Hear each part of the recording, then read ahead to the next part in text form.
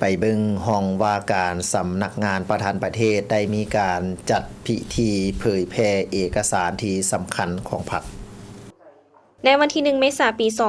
2025ห้องว่าการสำนักงานประธานประเทศได้จัดพิธีเผยแพร่และเสื่อมซึมเอกสารวันสั่งตั้งพรรคประชาชนปฏิวัติลาวครบรอบ70ปีศูนย์ทอนโพธิ์ของสหายทองดุลศรีสุฤทธิ์เลขาธิการใหญ่ประธานประเทศแห่งสาธารณรัฐประชาธิปไตยประชาชนลาวในพิธีโฮมชุมนุมใหญ่เฉลิมฉลองวันสั่งตั้งพรรคประชาชนปฏิวัติลาวครบรอบ70ปีและเผยแพร่มติกองประชุมครบคณะสมัยสามัญของคณะบริหารงานศูนย์กลางภาคสมัยที่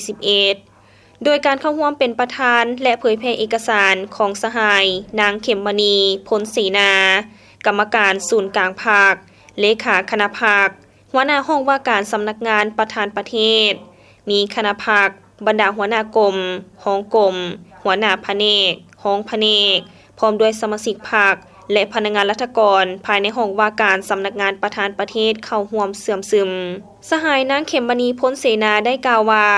ขบวนวิวัฒน์แห่งการกำเนิดของพรรคประชาชนปฏิวัติลาว70ปีแห่งการนำพาซี่นำของพรรคประชาชนปฏิวัติลาว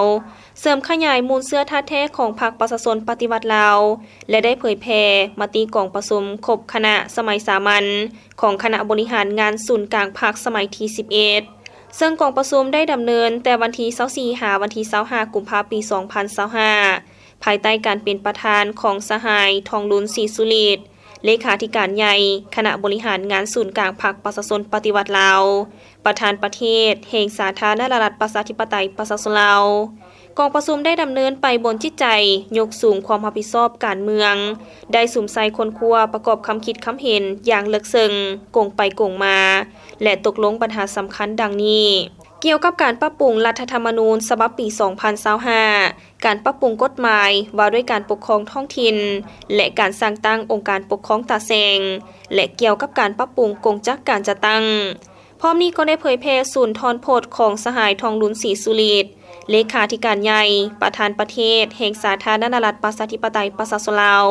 ในพิธีโฮมชุมนุมใหญ่เฉลิมฉลองวันสั่งตั้งพรรคประชาชนปฏิวัติลาวครบรอบ70ปีตื่มอีกการเผยแพร่เอกสารสำคัญในครั้งนี้ก็แม่นเพื่อโฆษณาศึกษาอบรมให้สมาชิกพรรคพนักงานราชการห้องว่าการสำนักงานประธานประเทศได้รับรู้เข้าใจท่าแท้มูลเสื้ออันดีงามของพรรคทั้งเป็นการสรรเสริญคุณงามความดีของบรรพบุรุษผู้ที่เสียสละชีวิตเพื่อชาติเพื่อประชาชนและเพื่อปลุกระดมน้ำใจรักชาติรักระบอบใหม่และให้เห็นประวัติมูลเสื้อการกำเนิดและเติบใหญ่ขยายตัวของพรรคประชาชนปฏิวัติลาวตลอด70ปี